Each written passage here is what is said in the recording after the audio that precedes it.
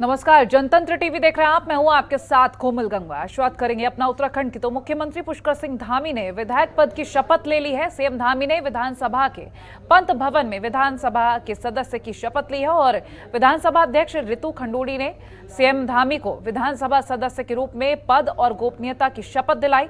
और इस मौके पर मुख्यमंत्री धामी ने चंपावत उपचुनाव में 55,000 से अधिक मतों के अंतर से जो रिकॉर्ड जीत हासिल की, उसकी काफी तारीफ हुई। वहीं विधानसभा का बजट सत्र मंगलवार 14 जून से शुरू हो रहा है और ऐसे में इससे पहले मुख्यमंत्री ने आज विधानसभा सदस्य की शपथ ली है। इस मौके पर उन्होंने पार्टी के शीर्ष नेतृत्व का आभार भी जताया।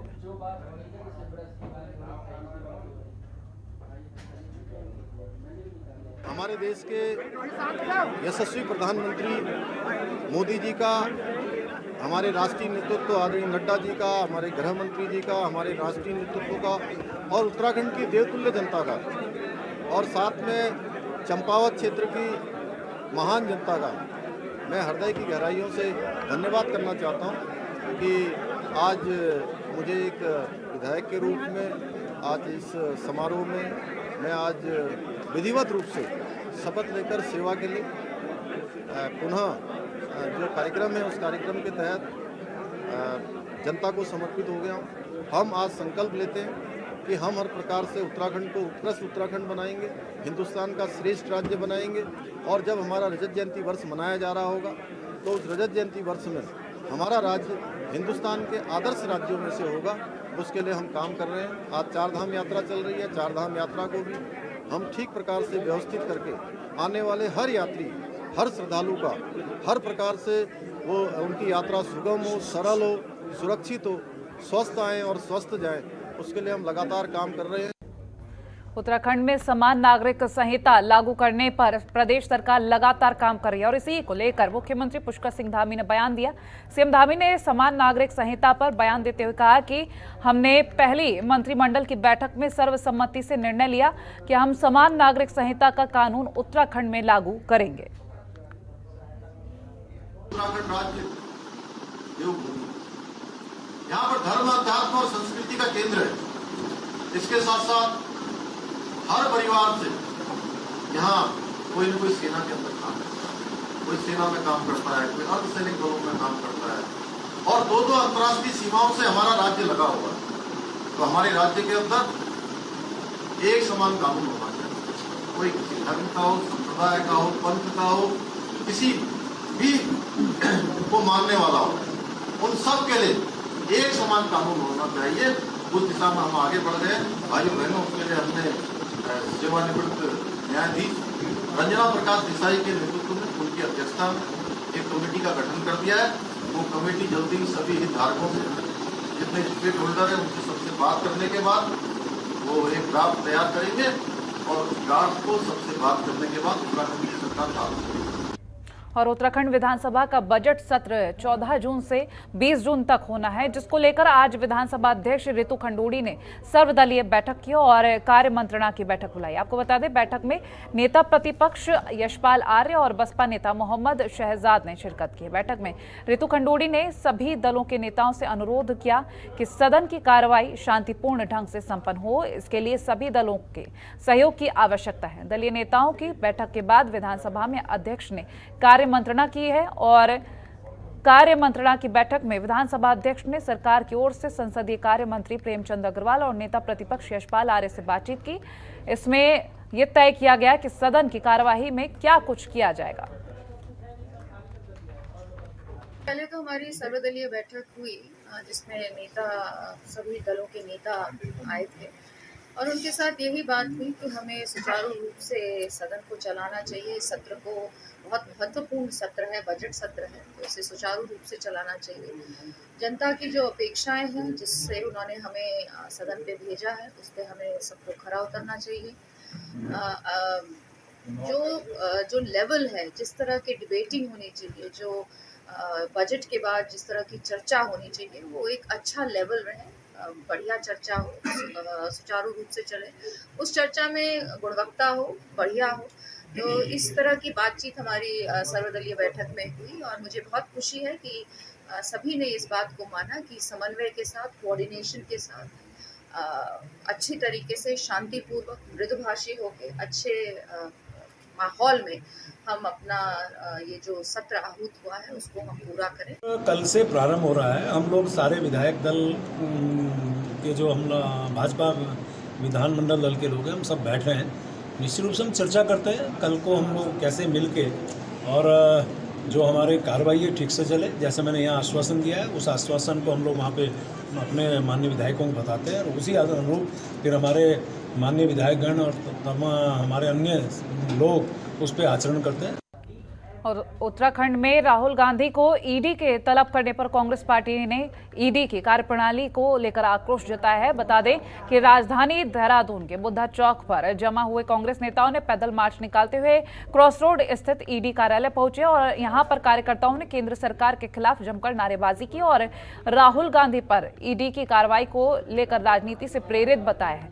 कांग्रेस प्रदेश अध्यक्ष करण माहरा और नेता प्रतिपक्ष यशपाल आर्य ने इनके नेतृत्व में प्रदर्शन किया गया। इस मौके पर पूर्व कैबिनेट मंत्री दिनेश अग्रवाल, कांग्रेस महानगर अध्यक्ष लालचंद शर्मा, सैकड़ों कार्यकर्ता मौजूद रहे। इस मौके पर कांग्रेस प्रदेश अध्यक्ष करण माहरा ने केंद्र सरकार पर आरोप लगाया कि सरकार केंद्रीय एजेंसियों का दुरुपयोग कर रही है, जिसमें खासकर ईडी का इस्तेमाल विपक्ष के नेताओं की छवि खराब करने के लिए किया जा रहा है।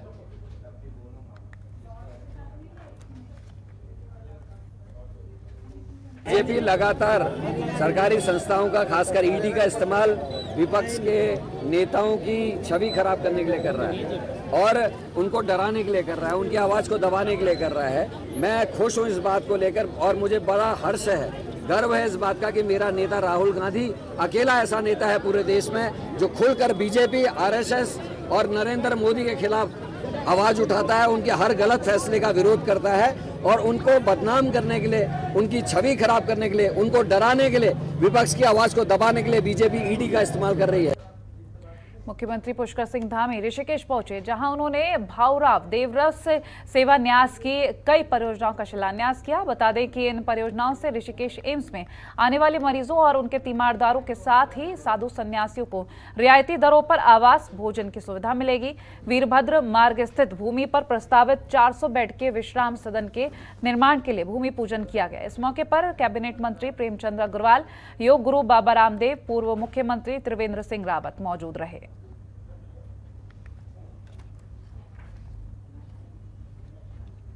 हो रहा है और इस सेवा के प्रकृति के शुरू होने से माधव सेवा विश्राम सदन, इसके बनने से आने वाले जो हजारों लाखों यहाँ पर जो बीमार लोग हैं, उनके तीमारदार हैं, उन सभी को यहाँ पर सुविधा मिलेगी और इसमें सभी को सहयोग करना चाहिए, सभी को उत्तराखंड सरकार भी इसमें सहयोग।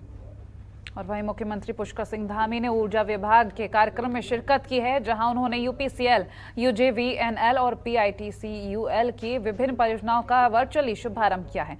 साथ ही इस मौके पर सीएम धामी ने कार्यक्रम को संबोधित करते हुए कहा कि इन परियोजनाओं के प्रारंभ होने से बेहतर विद्युत आपूर्ति का मार्ग प्रशस्त होगा, जो कि समृद्ध और आत्मनिर्भर उत्तराखंड के लक्ष्य की प्राप्ति करने में मददगार होगा। और ऐसे में उन्होंने कार्यक्रम के दौरान अधिकारियों को निर्देश भी दिए कि जरूरत पड़ने पर बिजली की रोस्टिंग की जाए। इस अवसर पर कैबिनेट मंत्री गणेश जोशी भी मौजूद रहे हैं।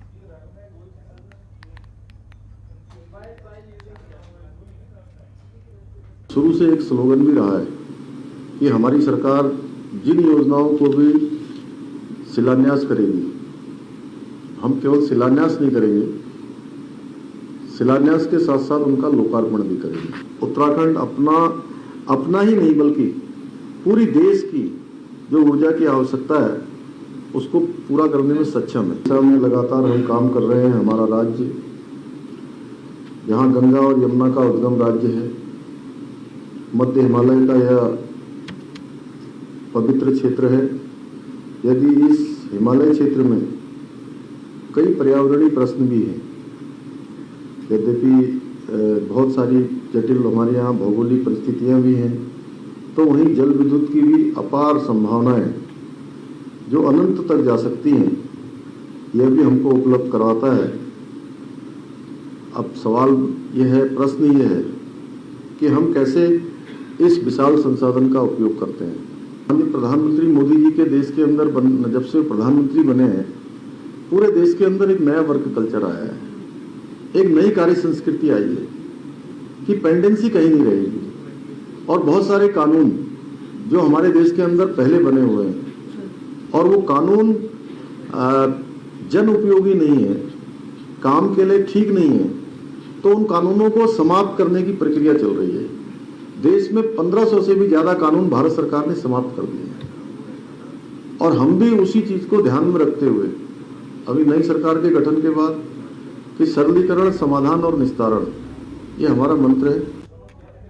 उत्तराखंड में 14 जून से विधानसभा बजट सत्र शुरू होने जा रहा है, जिसको लेकर आज बीजेपी और कांग्रेस की विधानमंडल दल की बैठक की है, जहां इस बीजेपी की बैठक में सत्र को सुचारू चलाने की रणनीति बनाई गई और सत्र के दौरान फ्लोर मैनेजमेंट और विपक्ष की ओर से उठाए जाने वाले मुद्दों पर पूरी तैयारी के साथ जवाब देने लेकर मंथन हुआ है। और मुख्यमंत्री पुष्कर सिंह धामी की अध्यक्षता में होने वाली बैठक में पार्टी के सभी मंत्री और विधायक शामिल हुए और वहीं कांग्रेस ने भी विधायक दल की बैठक बुलाई। आपको बता दें, इसमें कांग्रेस बजट सत्र से पहले मंथन कर चुकी और विपक्ष सदन में सरकार को घेरने के लिए मुद्दों को धार देने की रणनीति में जुटा है और ऐसे में सत्ता पक्ष भी सरकार की उपलब्धियों को मजबूती से रखने की तैयारी में जुटे हैं।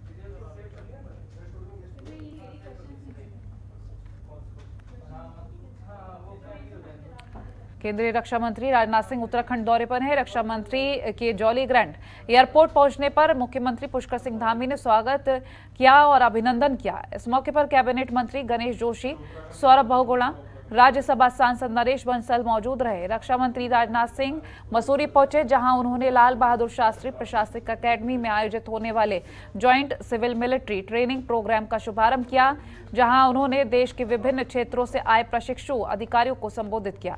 रक्षा मंत्री के दौरे को लेकर प्रशासन और पुलिस की टीम की ओर से सुरक्षा के पुख्ता इंतजाम किए गए। इस मौके पर उन्होंने कहा कि हम सशस्त्र बलों को और मजबूत बनाएंगे। जो यहाँ पर ये एकेडमी जो है उसी में IAS जो प्रोफेशनल्स थे उन्हीं को संबोधित करने के लिए आया था और सिविल और मिलिट्री जॉइंट प्रोग्राम पर मेरा लेक्चर था। मैं समझता हूँ कि विगत 8 वर्षों में भारत की छवि अंतर्राष्ट्रीय जगत में काफ़ी बढ़ी है।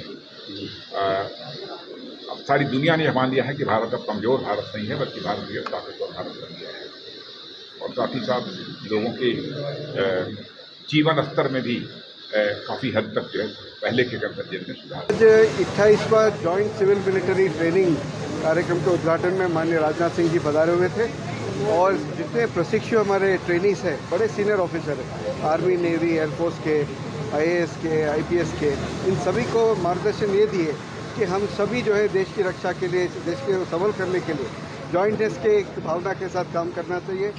और आजकल जो हमारे देश के सामने जो चुनौती है, ये मात्र मिलिट्री टाइप का चुनौती नहीं है, परंतु अलग अलग तरीके का टेक्नोलॉजिकल चुनौती है, इंटरनल सिक्योरिटी का चुनौती है। सारे क्षेत्र में हम एकजुट होकर के काम करना चाहिए और देश को मजबूत करना चाहिए, ये उन्होंने मैसेज दिए। हम वो आए, पधारे, हमको मार्गदर्शन किए, हम खूब आभारी हैं। और वहीं केंद्रीय मंत्री प्रहलाद जोशी के टिहरी दौरे का दूसरा दिन प्रहलाद जोशी ने कोठी कॉलोनी में नेहरू युवा केंद्र के तत्वाधान में आयोजित फिट ऑफ इंडिया के तहत साइकिल रैली को हरी झंडी दिखाकर रवाना किया है। वहीं उन्होंने आज़ादी के अमृत महोत्सव के अवसर पर नगर पालिका परिषद और युवा कल्याण विभाग की ओर से आयोजित सफाई अभियान कार्यक्रम में भी हिस्सा लिया है। इस दौरान उन्होंने कहा कि यहाँ पर पर्यटन की अपार संभावनाएं हैं, स्वरोजगार को बढ़ावा देकर आर्थिकी को मजबूत किया जा सके।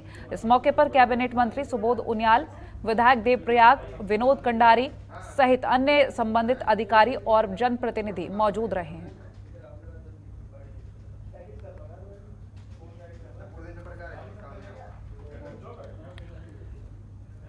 मुख्यमंत्री पुष्कर सिंह धामी ने बॉलीवुड गायक जुबिन नौटियाल को बधाई दी है। जुबिन नौटियाल को बेस्ट प्लेबैक सिंगर मेल का अवार्ड मिलने पर सीएम धामी ने उन्हें बधाई दी और उनके उज्जवल भविष्य की कामना की है। सीएम धामी ने कहा कि गायक जुबिन नौटियाल को मिला ये सम्मान राज्य का भी सम्मान है, इससे युवाओं को भी प्रेरणा मिलेगी। इस मौके पर कैबिनेट मंत्री सतपाल महाराज, प्रेमचंद अग्रवाल, गणेश जोशी, जुबिन नौटियाल के पिता रामशरण नौटियाल मौजूद रहे।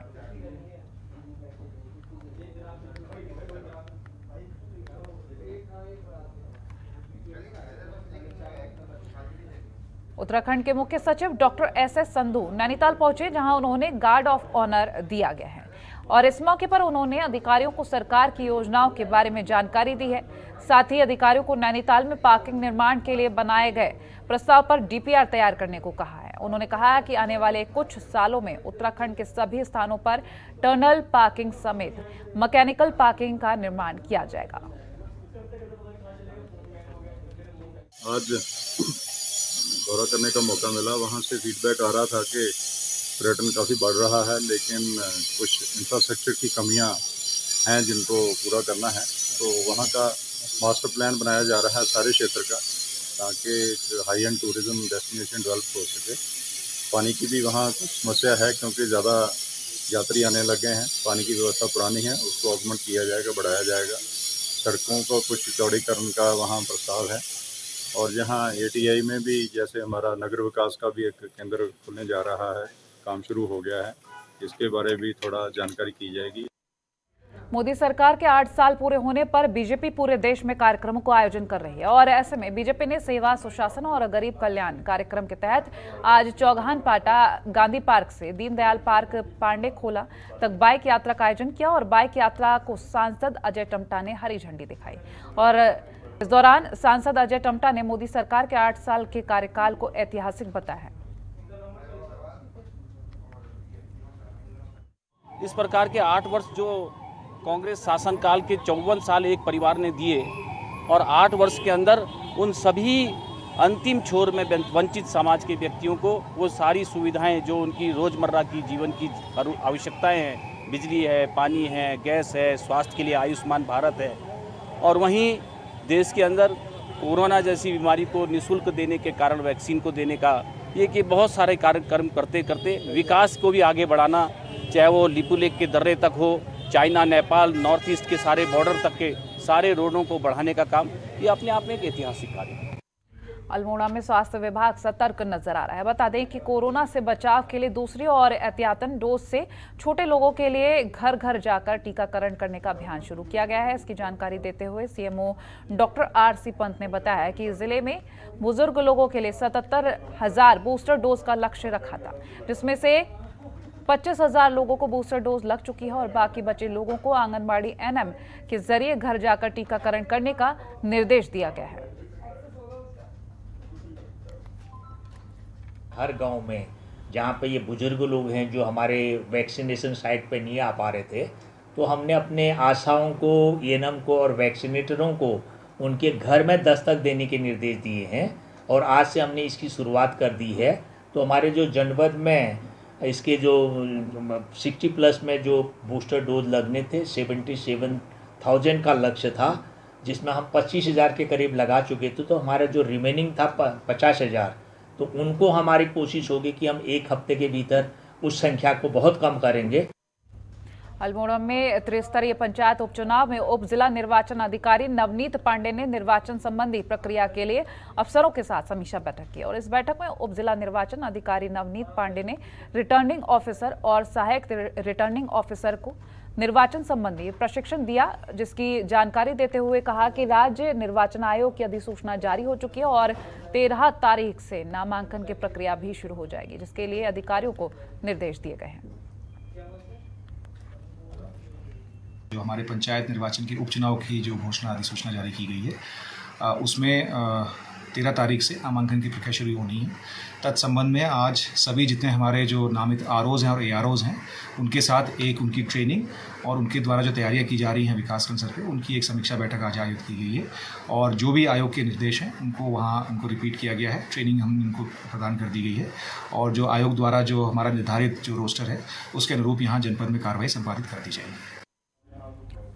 केंद्र सरकार के 8 साल पूरे होने पर लगातार कार्यक्रमों का आयोजन किया जा रहा है और इसी कड़ी में हरिद्वार के बहादुराबाद में बाइक रैली का आयोजन किया गया। इस मौके पर बीजेपी प्रदेश महामंत्री ने बताया कि आज विशाल बाइक रैली का आयोजन किया गया है, जिसमें 75 बाइक हर मंडल से शामिल होंगी और पूरे उत्तराखंड में आज बाइक रैली का आयोजन होगा।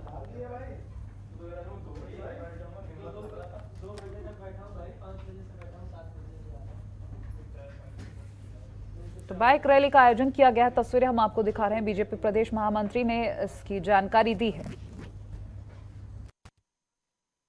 भारतीय जनता युवा मोर्चा आज पूरे प्रदेश के अंदर ही नहीं, अभी तो पूरे देश के अंदर बाइक रैली का आयोजन कर रहा है।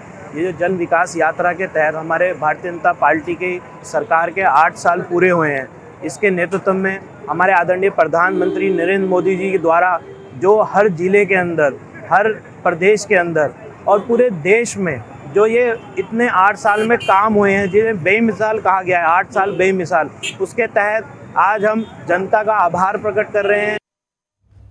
और हरिद्वार में मातृ सदन के संस्थापक स्वामी शिवानंद का अवैध खनन पर बयान सामने आया है। स्वामी शिवानंद ने कहा है कि हाईकोर्ट के स्टे के बावजूद बिशनपुर में गंगा के घाट पर अवैध खनन पर उप खनिज निकाला जा रहा है। साथ ही उन्होंने कहा कि इस संबंध में जिलाधिकारी और एसएसपी को पत्र भेजकर अवगत कराया जा चुका है, लेकिन कोई कार्रवाई नहीं हो रही है।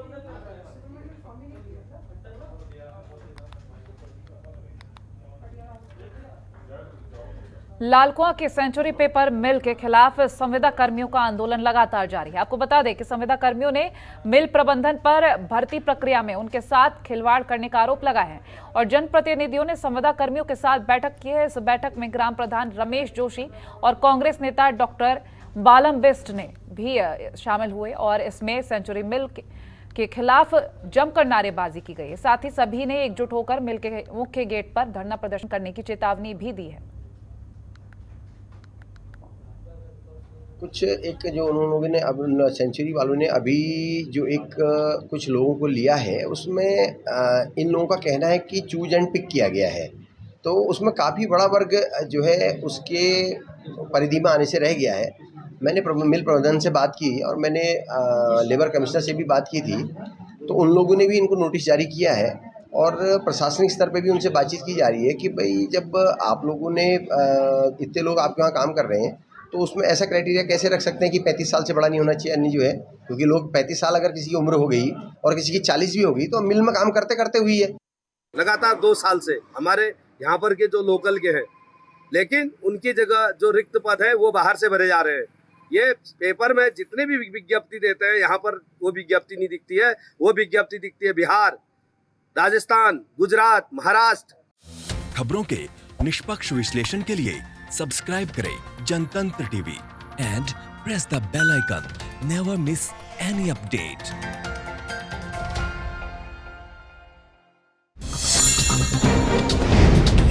डाउनलोड कीजिए जनतंत्र टीवी ऐप को, जो कि अवेलेबल है गूगल प्ले और ऐप स्टोर पर। अधिक जानकारी के लिए अभी डाउनलोड करें।